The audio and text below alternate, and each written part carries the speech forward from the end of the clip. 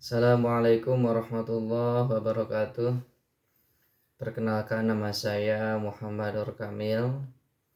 Saya salah satu mahasiswa STI Al-Azhari Prodi Pendidikan Agama Islam kelas 6A.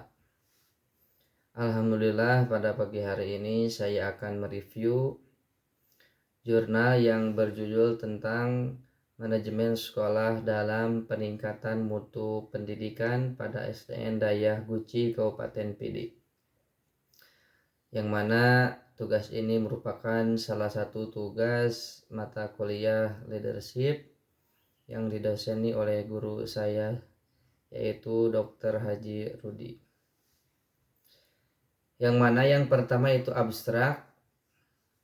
Manajemen sekolah dapat diartikan sebagai segala sesuatu yang berkenaan dengan pengelolaan proses pendidikan untuk mencapai tujuan yang telah ditetapkan, baik tujuan jangka pendek, menengah, maupun tujuan jangka panjang. Tujuan penelitian ini adalah untuk mengetahui manajemen sekolah dalam meningkatkan mutu pendidikan dengan meliputi 1. Perencanaan program sekolah, 2. Perencanaan pelaksanaan program sekolah, dan yang ketiga hambatan yang dihadapinya. Kemudian dalam jurnal ini dikatakan bahwa pendidikan dalam suatu definisi dipandang sebagai upaya mencerdaskan kehidupan bangsa, mengembangkan manusia Indonesia yang beriman dan bertakwa, berbudi pekerti luhur, memiliki pengetahuan dan keterampilan. Melalui proses pendidikan, manusia akan mampu mengekspresikan dirinya secara lebih utuh dalam Undang-Undang Nomor 20 Tahun 2023 tentang Sistem Pendidikan Nasional.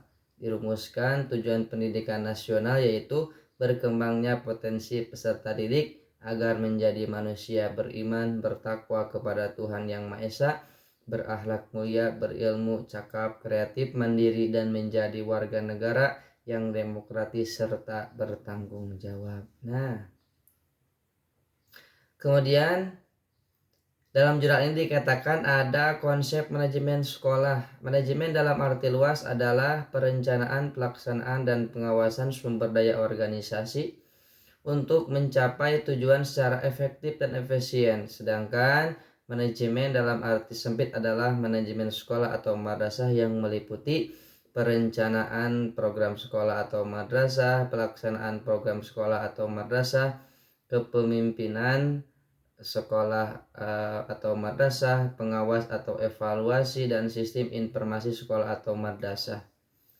Kemudian fungsi manajemen sekolah secara umum ada 4 fungsi manajemen yang banyak dikenal masyarakat, yaitu fungsi perencanaan atau planning, fungsi pengorganisasian atau organizing, kemudian fungsi pengarahan atau directing, dan fungsi pengendalian atau controlling. Untuk fungsi pengorganisasian terdapat pula fungsi staffing atau pembentukan staff.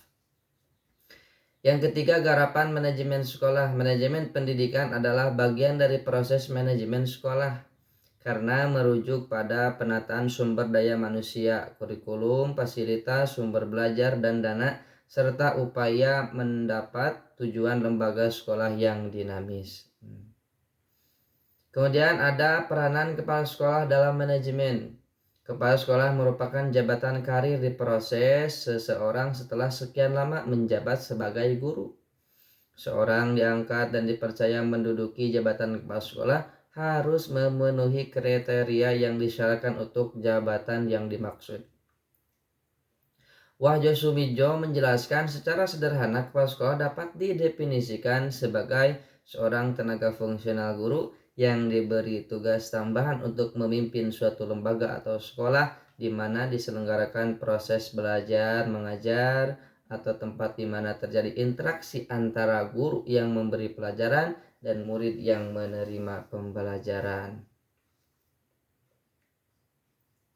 Kemudian dalam hasil penelitian disebutkan bahwa perencanaan tidak terlepas dari unsur pelaksanaan dan pengawasan, termasuk pemantauan, penilaian, dan pelaporan. Pengawasan dalam perencanaan dapat dilakukan secara preventif dan represif. Pengawasan preventif merupakan pengawasan yang melekat dengan perencanaan, sedangkan pengawasan represif merupakan pengawasan fungsional atau pelaksanaan rencana, baik yang dilakukan secara internal maupun secara eksternal oleh aparat pengawasan yang ditugasi. Kemudian perencanaan program sekolah setidaknya memiliki dua fungsi, yaitu perencanaan merupakan upaya sistematis yang menggambarkan penyusunan rangkaian tindakan yang akan dilakukan untuk mencapai tujuan organisasi atau lembaga dengan mempertimbangkan sumber-sumber yang tersedia atau disediakan.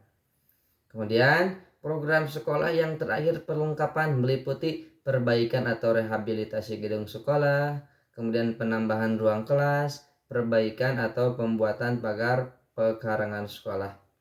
Tahap terakhir yaitu evaluasi pelaksanaan program sekolah.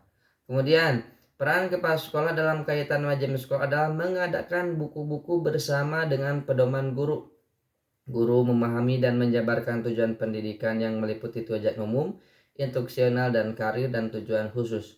Guru menyusun program kurikuler dan kegiatan tambahan lainnya termasuk berbagai program tahunan. Kemudian masyarakat dapat berperan serta dalam semua aspek manajemen sekolah, mulai dari perencanaan program, pelaksanaan monitoring dan evaluasi, dan pelaporan pelaksanaan program termasuk keuangan. Sekolah tanpa dukungan masyarakat pasti tidak akan berjalan dengan sempurna. Masyarakat merupakan pilar penting bagi tumbuhnya sebuah sekolah berkualitas. Mungkin cukup sekian yang dapat saya sampaikan. Mohon maaf apabila banyak kesalahan atau dalam kesalahan ucapan. Terima kasih. Wassalamualaikum warahmatullahi wabarakatuh.